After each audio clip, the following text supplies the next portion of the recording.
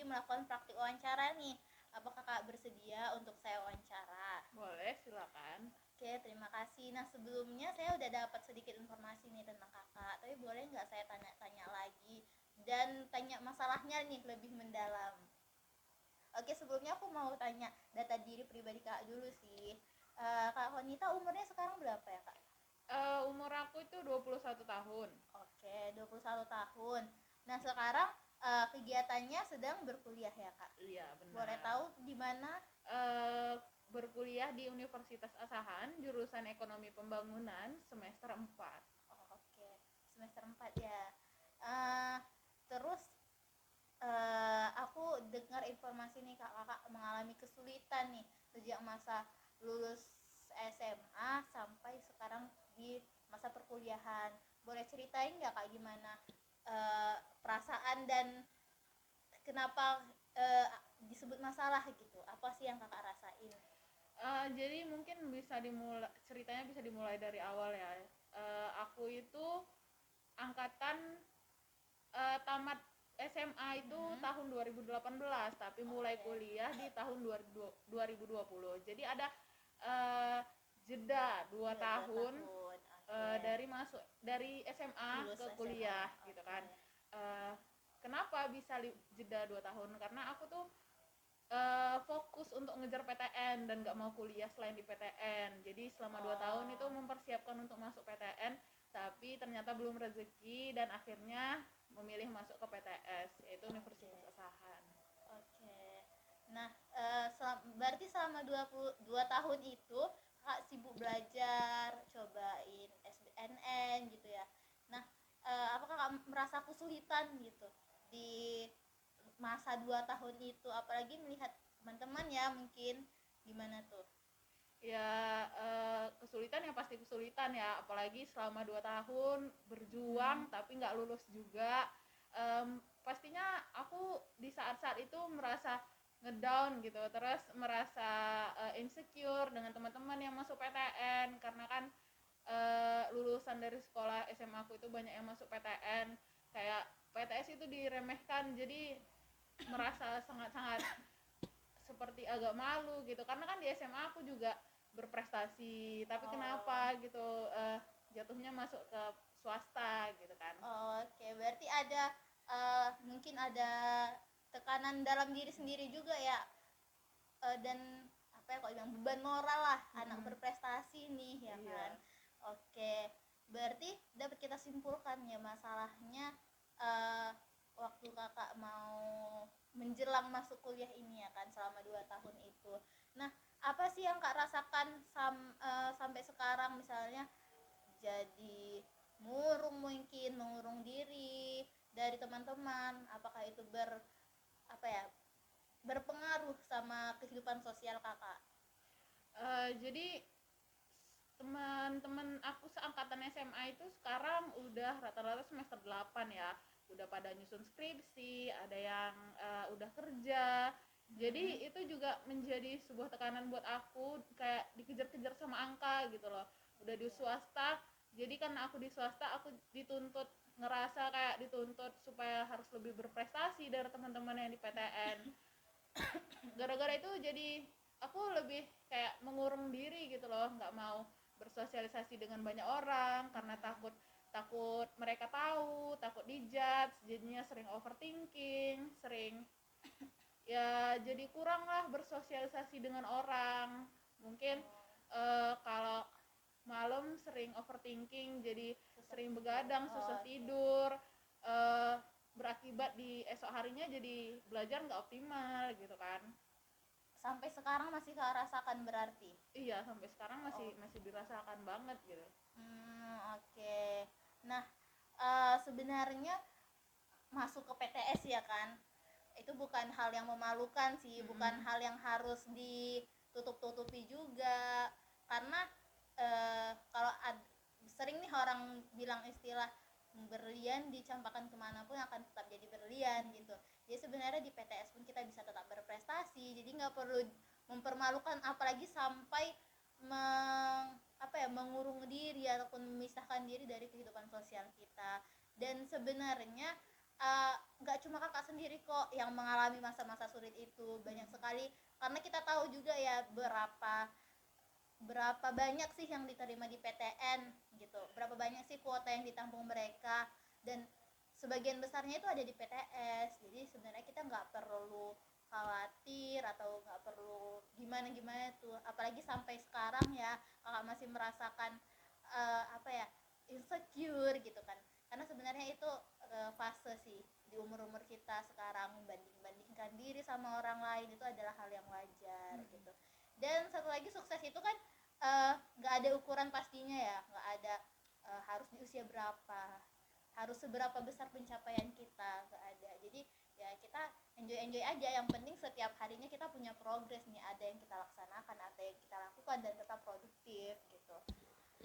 Oke Kak Konita, ada lagi nggak keresahan-keresahan yang kakak rasakan di selama kuliah ataupun di kampus?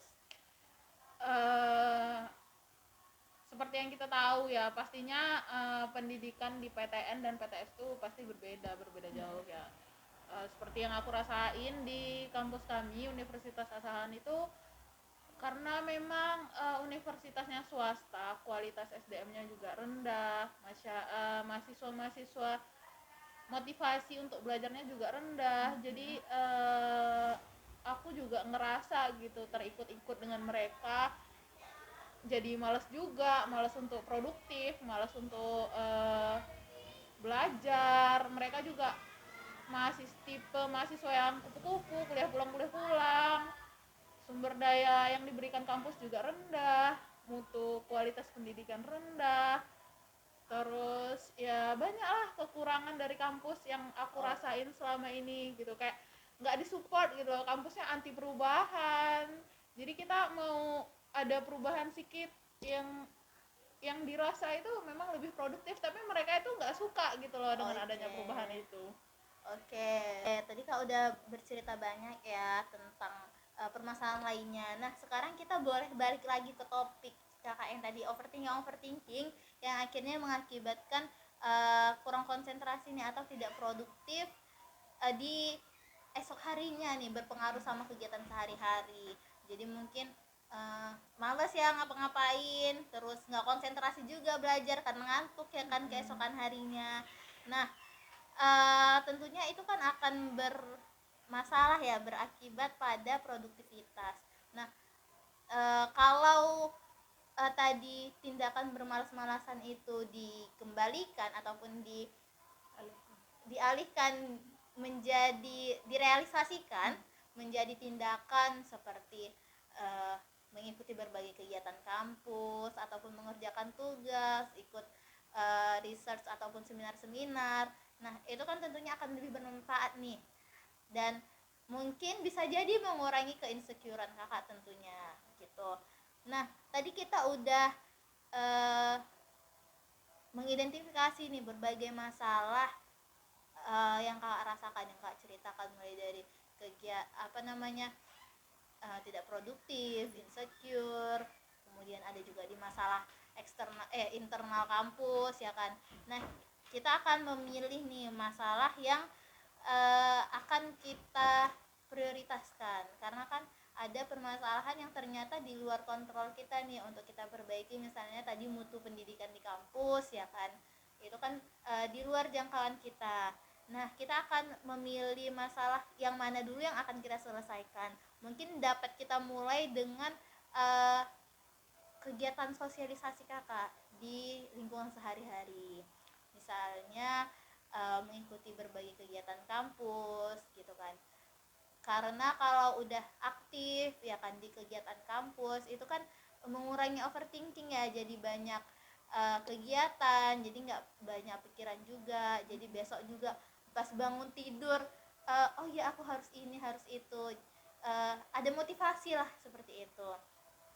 Oke, nah kalau yang kakak lihat nih di kampus, apa organisasi-organisasi ada nggak yang kakak tertarik untuk ikuti? Untuk organisasi memang karena di kampus kurang aktif ya, tapi aku karena aku lebih fokus ke akademik. Aku lebih memilih, mungkin kalau disuruh milih ya, milih itu masuk himpunan mahasiswa ya, karena mereka kan fokus kepada keilmuan gitu, fokus pada profesionalis jurusan gitu kan, lebih banyak tentang penelitian dan lain-lain. Tapi sampai saat ini belum ada sih mencoba ngikutin organisasi-organisasi kayak gitu. Oke, nah sebenarnya bagus banget nih Kak. Apalagi tadi Kak bercerita ya semasa SMA itu termasuk siswa yang berprestasi di bidang akademik. Nah, sebenarnya itu dapat Kakak ini ya, dapat Kakak tumbuhkan nih, Kakak lanjutkan perjuangan dan prestasinya di perkuliahan. Apalagi tadi Kak bilang tertarik di HMJ yang membahas tentang keilmuan jurusan. Bagus banget nih untuk diikutin. Jadi nanti program kita ke depannya kita akan membantu Kakak nih untuk memilih kegiatan ataupun ekstrakurikuler yang dapat mengembangkan minat dan bakat. Tentunya akan menaikkan prestasi Kakak juga dan akan apa ya dan akan berpengaruh lah untuk kehidupan prestasi di kampus dan karir kedepannya seperti itu. Oke Kak Konita, terakhir nih kita udah berada di akhir sesi.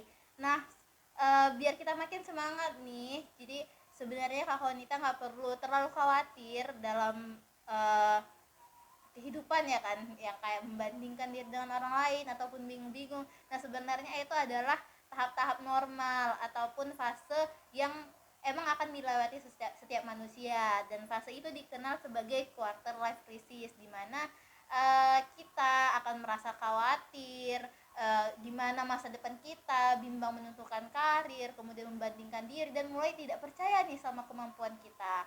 Nah, tapi jangan khawatir Kak Konita, karena di masa-masa sekarang juga, dewasa awal sampai kira-kira umur 30 tahun, itu adalah masa-masa dimana kita semangat-semangatnya nih dalam mencapai prestasi, mencapai karir, di masa-masa kita produktifnya. Jadi jangan sampai kita lewatkan ini. Jadi kita harus semangat sampai akhirnya masalah Kakak terlewati, kemudian hingga akhirnya mendapatkan kualitas hidup yang lebih baik. Oke Kak Konita, terima kasih banyak ya